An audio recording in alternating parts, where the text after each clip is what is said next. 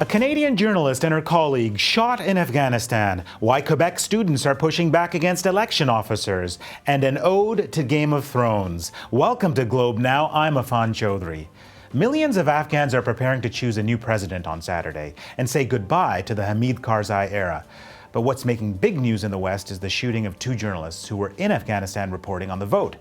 Canadian Cathy Gannon and her colleague Anya Niederinghaus were traveling with election workers when their car was sprayed with bullets by an Afghan cop who was later taken into custody.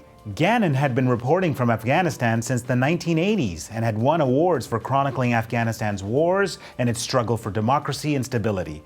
While she is reportedly in stable condition, her colleague has been silenced. But the photojournalism of Anya Niederinghaus offers an intimate portrait of the country.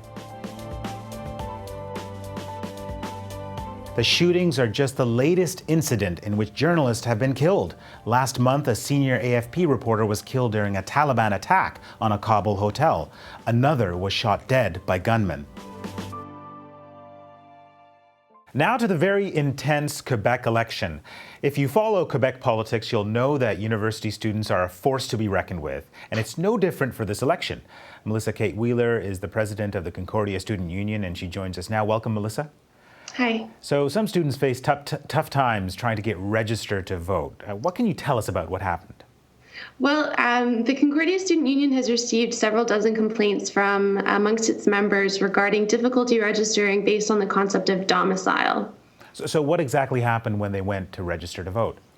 Well, it depends on the specific case, but in most instances, students were turned away who are out of province. Most of them were Anglophones, and they were told that they couldn't register because their primary home is not Quebec. The problem is when the students themselves disagree with that assessment. A lot of these people have lived here for several years. They've made their lives here. They've got partners here. They work here. And they feel as though this actually is their home. Now, Thursday was the deadline to get registered to vote.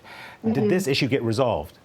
Unfortunately, most of the cases that we were following did not get resolved, and the students were not able to register. Melissa, what do you think is at stake in this election?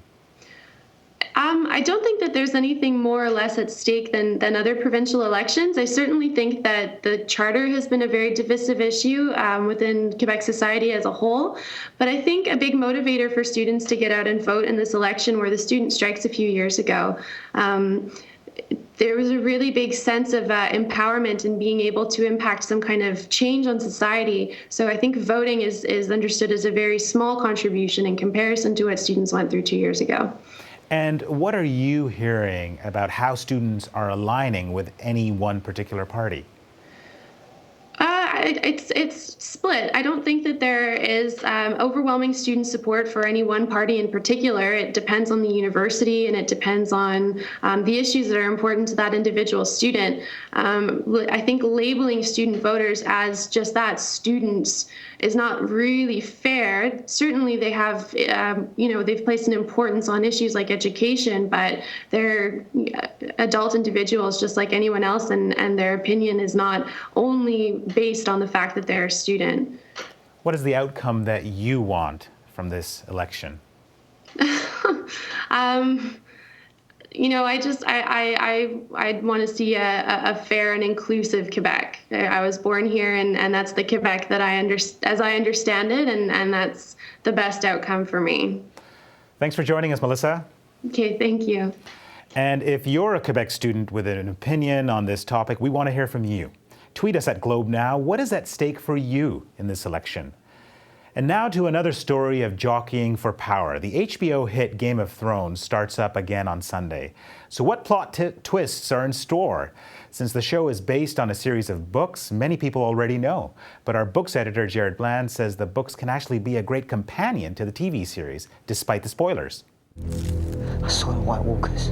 When it comes to Game of Thrones, there are two kinds of fans. There's your show fan, and there's your book fan. And I think we're trained to think that film and television adaptations are by default somehow less than the big, bad tome of the book itself.